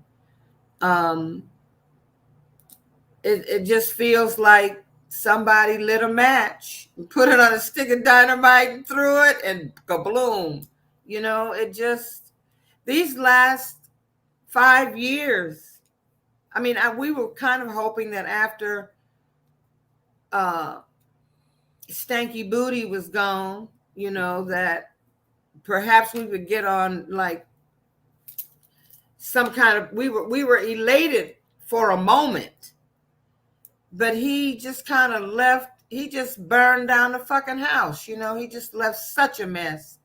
And I always tell people that we need to be patient because for what we think, what we're being told, there's probably so much more. Well, we know there's so much more that we don't Oh know yeah. about. We don't have a clue Well, what the Department of eventually, Justice has got to clean well, up and what right. President Biden has to deal with.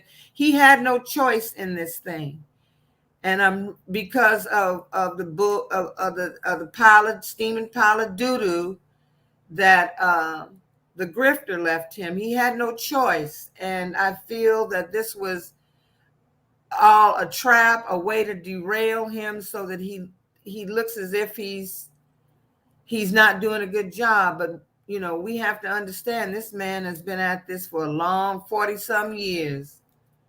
So he's got some credentials, okay? He's got some credentials. So we pray for our president. We pray his strength. We pray for his family. You know, we pray for him because he's got a lot on his shoulders right now. Yeah. Yeah, and we pray for the vice president too, the dynamic Kamala Harris. We pray for them all. We pray for the entire administration because I really think people are doing the very best they can during this time. So I think I'm just going to play Wave Rider again. Let Wave Rider take us out. I want to thank Kathleen, is it Tavalachi? Shanita Lee, Shakanda Thomas, J-Lo, Desiree Robertal, Bye. I know I lost you.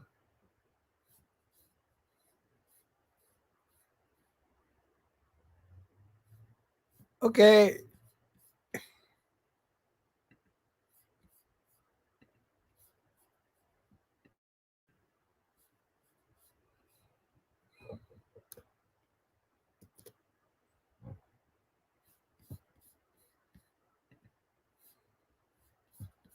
forgive me. You know what? I was only trying to scroll up and say goodbye to everybody. Yeah, that's okay. I gotta go. I gotta go too. Shit happens, okay? Shit happens. Right, yeah, Kimo, you'll have to come back. Yeah, we'll do it. We'll play some more music and talk some more about those beautiful days in the islands. And I thank you so much for being so willing to come out and play with me tonight. Yeah, I know. Good to catch up and hang with you on this your streaming channel. Yeah, I learned how to bring music over because of you. You know, I didn't know how to do it before. Kind of got it. You know, just got to get the rest of it. Yeah, just let me see. Let me share because when I went out, I actually. You're still on the air, or you're done? I'm still there. I'm trying to share the screen. I'm gonna pull up the. He said that's all you got to do, right? Share audio and then put the player in. I guess and so. Let's see if we can get Wave Rider going right quick. Can y'all hear it? There we go. Now, can you hear it? I can't hear it. You can't? No. I don't know what I did. You know what? Well, that's okay. It's all good. Yes. You know what? I don't know what I did. I can hear it just fine. I mean, I can hear it, but it's really soft. Really, not like really how it soft. Was. Yeah. Okay, it's because the screen does something really weird, and I'm gonna get the hang of it though. And on my birthday, October 9th, maybe you can come back. Benny Reedveld, Santana's bass player, is gonna come out and play. He would come and play with me sooner, but they're gigging. You know, they're they're working. Yeah. Yeah. He sends his regards. You know, he was wondering how he didn't know about our band, but well, I love Benny, and say hi for me when you see him too. I mean, Benny, when he moved to LA, he wasn't that far from me. He was busy, I was busy, so we never had a chance to go have lunch or something. He was like 2 minutes away from me. Really? Yeah. Really? Is he still in LA? I don't know. I lost touch. I think he's still in LA. I thought for a moment he might be in New York, but I think he's still in LA. You might still have a place then. So, but anyway, tell him I say hi. Aloha. You know, I did tell him, and he just wanted to. He wanted me to give his regards. Now I pulled an oracle card. The card of the week is resilience. Is that bounce back thing, y'all? You know, I know sometimes we feel worn out, we feel tired, you don't want to do. I mean, I've had those feelings. August has kicked me in my ass. It's been a tough month, but I'm resilient. And so are you. So I want to say good night to all of you. Y'all can hear it a little. Let me see if I can get it to get a little louder. Okay. Share audio. He said all you got to do is just put it in there and play it. Can you hear? Did you do it? Can you hear? Yeah, I can hear it. Okay. Now if I can move this screen out the way, shit. The screen won't move. Damn. You know what? I am challenged today. Yeah, I can hear it though. You can? You don't have to see me then, as long as you can. Oh, I can see you. You can see? Yeah. Can y'all see me? Oh, they say it's better now. But I have to say, I have to go. Okay, baby. Love you so much. Mahalo. Aloha. Mwah. Take care. Yeah. I'll talk to you later. All right, baby. And thank you all for coming in and checking us out. Yeah, thank y'all for coming. Desiree, you're going to enjoy this one. And everybody, I want you to have a wonderful, wonderful remainder of the weekend and a great, great week. I have some fun things lined up for us, okay? All right. Okay. All right. Bye, Kimo. Aloha. Aloha. I'm going to let the song play. If you want, I can remove you from the... You can just walk off if you want. There you go.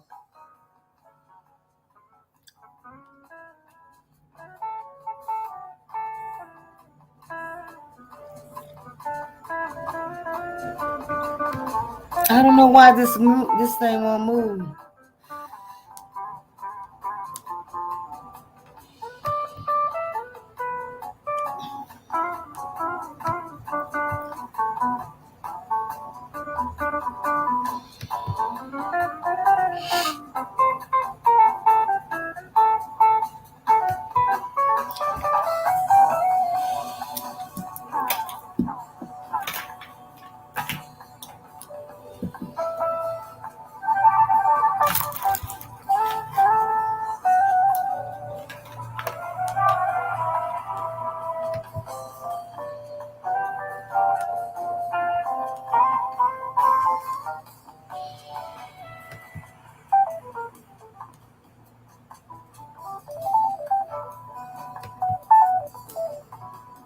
I'm trying to find y'all.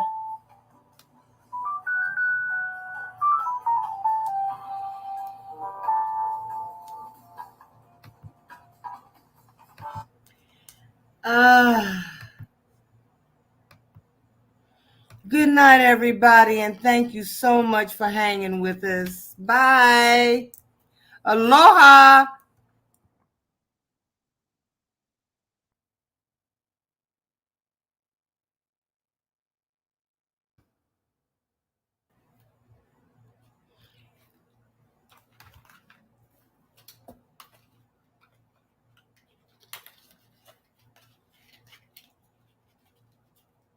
We got to figure out a way how to do some live music sometime, don't we?